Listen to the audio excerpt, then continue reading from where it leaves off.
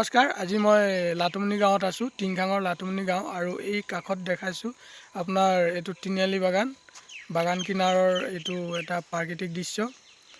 এতিয়া আজি এজন এই লাটুমনি গাঁৱৰ বিকলাংগ বা শাৰীৰিক অক্ষম ব্যক্তি এজনৰ লগত আজি মই সাক্ষাৎকাৰ কৰিম, তেওঁলোকৰ লগত দেখা কৰিব আহিছোঁ আৰু তেওঁৰ লগত আজি ভিডিঅ' এটা কৰিম। গতিকে তেওঁ কেনেকুৱা অৱস্থাত জীয়াই আছে বা তেওঁ কেনেধৰণে সংগ্ৰাম কৰিবলগীয়া হৈছে তাৰ বিষয়ে দেখাবলৈ আগবাঢ়িছোঁ। গতিকে আজি এই ব্লগ ভিডিঅ'টোত আপোনালোকক স্বাগতম জনাইছোঁ। আহক আগবাঢ়ি যাওঁ। মাইনা পাম মাৰি আছে? পাম মাৰি আছোঁ। এই হ'লেই আৰু এখন দাদা চাইকেলখন হয় হয় সি পাম মাৰিব নোৱাৰে নি? পাৰে মানে, কিন্তু কষ্ট হয় যে, তাকে মই মাৰি দিছোঁ আৰু। দাদা বাকী ভাল ন? ভালে ভালে। তাকে দেৱেন দাৰ লগত অকণমান লগ কৰোঁ বুলি আহিছিলোঁ। আছে আছে ন? আছে। ওলাইছে নেকি? ওলাইছে যাবলৈ। ঠিক আছে, গৈছোঁ বাৰু। অকণমান আগবাঢ়ি যাওঁ, দেৱেন দাক দেখা পাইছোঁ।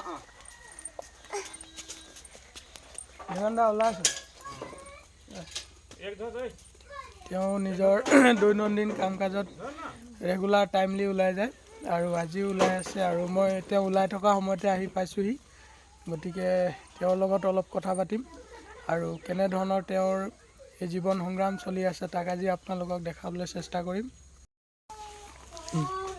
দাদা আহক, বহি লওক। তাৰপৰা এই দাদা আহিছে, কথা পাতক অলপ। ময়ো ডিউটিলৈ যাব লাগিবতো ওলাই। ডিউটি ক'ত যাবা? মই যাম কদমনি। কদমনি? তাকে এতিয়া দেৰিয়ে হ'ব, ভাত চাত খাব আছে আৰু। কদমনি কোন জেগাত ডিউটি কৰা? কদমনি স্কুলখনৰ আগত। কি ডিউটি কৰি আছে? মই কাঠমিস্ত্ৰী কৰি আছোঁ। কাঠমিস্ত্ৰী। কিমান দিন হ'ল? মোৰ প্ৰায় হ'ল দেই, 6 বছৰমান হ'ল আৰু। তো তেওঁ এই দেৱেন দা ওলাই আহিছে আৰু দেৱেন দা ভাইটি বহিব দিছে। এতিয়া বহো আৰু অলপ বহি লওঁ, তাৰপাছতে কথাবোৰ পাতোঁ আৰু, হয় নাই দেৱেন দা? আপুনি ওলালে? আপোনাৰ লগত অলপ কথা আছিলে। আহকচোন, লগতে বহো। হয়, মানুহজন শাৰীৰিক অক্ষম, লাখুটি লৈ ওলাই আহিছে।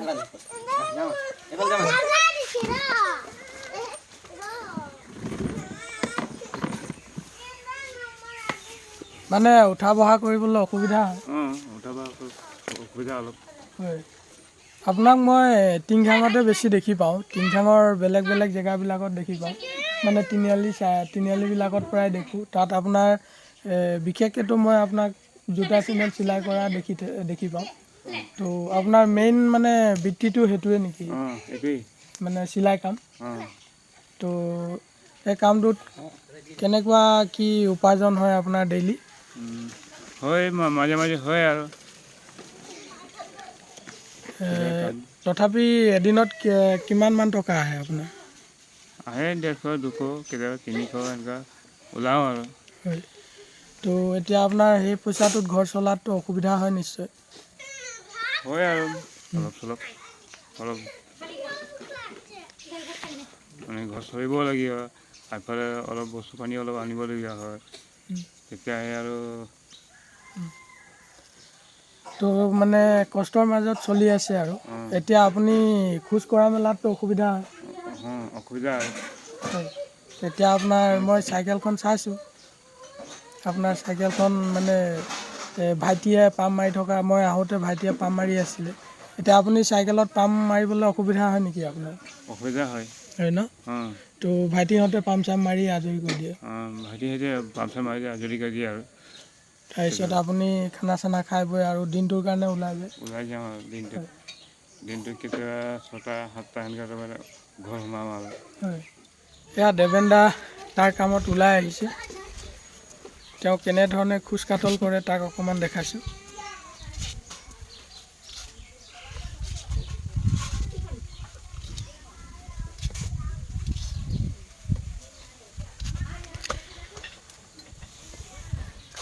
দেৱেন দাৰ এই যিখন চাইকেল, তাৰমানে আপোনাৰ ৰিক্সা টাইপৰ যিখন চাইকেল, এই চাইকেলখন তাৰমানে আপোনাৰ বিকলাংগসকলক মানে চৰকাৰে আগবঢ়ায়। আৰু এই চাইকেলখনৰ সহায়তে তেওঁ আজি ভালে কেইবছৰ ধৰি তেওঁ মানে টিংখাং, তিনিআলি আদি জেগাবিলাকত তেওঁ অহা যোৱা কৰে আৰু জোতা চেণ্ডেল চিলাই কামবিলাক কৰে। তো দেৱেন দাৰ পৰা অলপ জানিব বিচাৰিম এই চাইকেলখন কিমান পুৰণি হৈছে। মানে মই দেখাত চাইকেলখন বহুত পুৰণি হৈ গ'ল। এই চাইকেলখন আপোনাৰ কিনা কিমান বছৰ হ'ল? বহুত বছৰ হ'ল এইটো। তাৰমানে বহুত বছৰ মানে কিমান বছৰমান হ'ল? 20 বছৰ মানে 20 বছৰ। 20 বছৰ ধৰি এখন চাইকেলত আপুনি চলি আছে আৰু এই চাইকেলখনৰ সহযোগতে আপুনি আজি ধৰ নিজৰ উপাৰ্জন কৰিবলৈ ওলাই যাবলৈ সক্ষম হৈছে, হয় নাই? আৰু বহুত পুৰণি হ'ল এইটো। পুৰণি চাইকেল। মেৰামতি কৰি চলাই আছোঁ যেন। হয়, মেৰামতি কৰি থাকে আৰু চলাই থাকে, চলি আছে আৰু ইয়াৰ যোগেদি আপোনাৰ পৰিয়ালটোকো চলাই আছে, হয়নে? এইফালৰ পৰা অলপ চাইকেলখন দেখাওঁ, অলপ দূৰৰ পৰা চাইকেলখন দেখাই দিওঁ। চাইকেলখনৰ অৱস্থাটো কি আছে?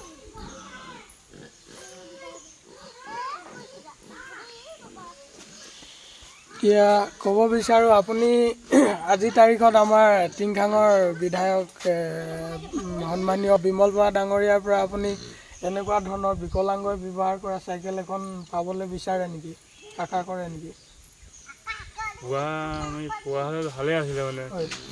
দি বেটি লগাটোৱেই দি পোৱা হ'লে এইটো মই কিবা এটা বিজনেছ কৰিও খালোহেঁতেন। হয়, আজিতো আপুনি শাৰীৰিকভাৱে অক্ষম হোৱাৰ কাৰণে ক'ৰবাত দিন হাজিৰা কৰি খাবও নোৱাৰে, তেনেকুৱা এটা আপোনাৰ পৰিৱেশ হৈছে, হয় নাই? জীৱনটো এটা ডাঙৰ মানে কঠোৰ সংগ্ৰাম কৰিবলগীয়া হৈছে। গতিকে আপোনাক বিকলাংগ চাইকেল এখন বা বেটেৰী ৰিক্সা এখন যদি দি দিয়ে, আপুনি য'ত ত'ত বজাৰবিলাকত তিনিআলিবিলাকত গৈ চেণ্ডেল জোতা চিলাই কামবিলাক কৰিব পাৰিলে হ'লে আৰু আপোনাৰ পৰিয়ালটো চলোৱাত সহায় হ'লহেঁতেন, হয়নে? হয়। কেনেধৰণে তেওঁৰ দৈনন্দিন জীৱন সংগ্ৰামত ওলাই যায় তাৰ অকণমান দৃশ্যটো আপোনালোকক দেখাইছোঁ।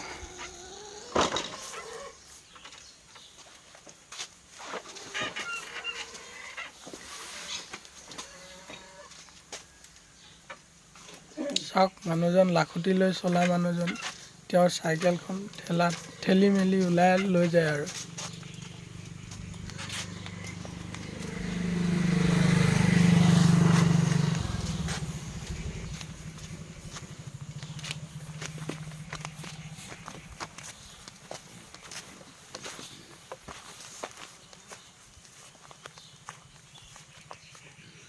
কিমান অসুবিধা জীয়াই থকা, তথাপি জীয়াই আছে আৰু নিজৰ পৰিয়াল চলাই আছে। তেওঁৰ এই চাইকেলখন তাৰমানে 20 বছৰ প্ৰায় হৈছে বুলি কৈছে আৰু ই প্ৰায় ভগ্ন অৱস্থা।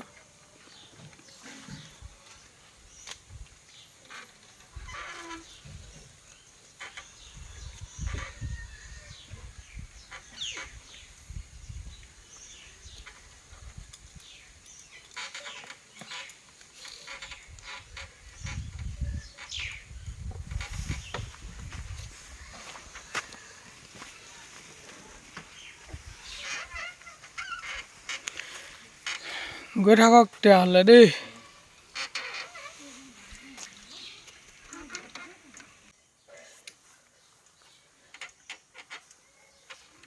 এয়া তেওঁ আগবাঢ়ি গৈ আছে।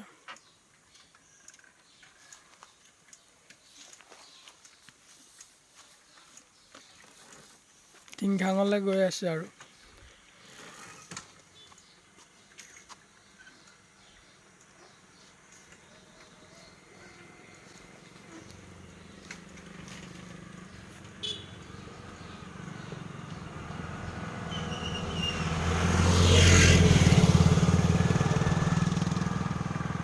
এইফালে চাওক, এজন দেৱেন দাৰ ভায়েক, তেওঁৰ লগত আপোনালোকক অলপ চিনাকি কৰাই দিছোঁ। নমস্কাৰ, মোৰ নাম শ্ৰী দিনেশ ৰবি দাস। মই লাটমণি গাঁৱৰে বাসিন্দা। এই দাদা এতিয়া গ'ল, তেখেতৰ ভায়েক। আৰু কিনো ক'ম, তেখেতৰ মানে পৰিচয়টো দিবলৈ বেয়াই লাগে। আজিলৈকে চৰকাৰক জনায়ো কিবাখিনি বস্তুৰ কথা কৈও মানে তেখেতে একো কোৱা নাই আজিলৈকে। তাৰপৰা আকৌ এইখন ঘৰ চাইছে, এখন তেওঁৰ ঘৰখন মই অলপ ভিডিঅ' কৰি দেখাম। তাকেই চৰকাৰকতো বহুত দিন হ'ল চৰকাৰী কিবা আৱাস যোজনাৰ বিষয়ে আজিলৈকে একো নাই অহা। দেৱেন ৰবি দাসৰ এখন ঘৰ, এই ঘৰটো কেনেকুৱা অৱস্থাত আছে, টিং চিং অকণমান লগাইছে কিন্তু চালিখন ভঙাই চিঙাই আছে, পঢ়িব পৰা নাই। আৰু এয়া দেৱেন দাৰ মানুহজনী, গতিকে এওঁৰ লগত অলপ চিনাকি কৰাই দিওঁ।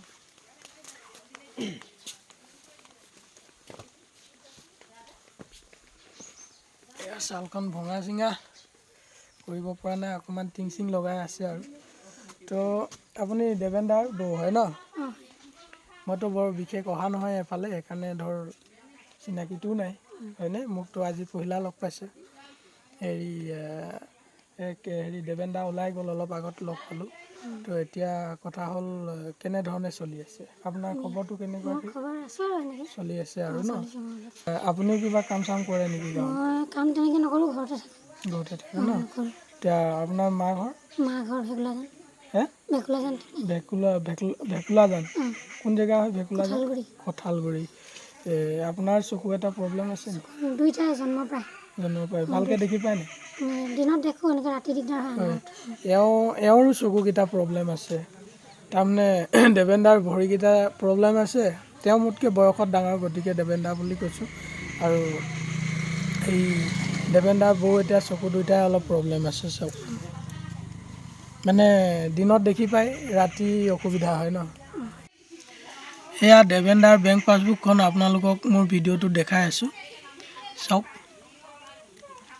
কোনোবা যদি ব্যক্তিয়ে এই দেৱেন ৰবি দাসক তেওঁৰ বিকলাংগ অৱস্থাৰ কাৰণে কিবা আৰ্থিকভাৱে সহায় সহযোগিতা আগবঢ়াব বিচাৰে, তো তেওঁৰ বেংক পাছবুকখন দি দিছোঁ। এইটো টিংখাং ষ্টেট বেংকৰ হয়। আপোনালোকে এই বেংক পাছবুকত কিবা আৰ্থিক সাহাৰ্য আগবঢ়াব বিচাৰিলে আগবঢ়াব পাৰিব। মই বেংক পাছবুকখন মোৰ ভিডিঅ'ত আগবঢ়াই দিলোঁ।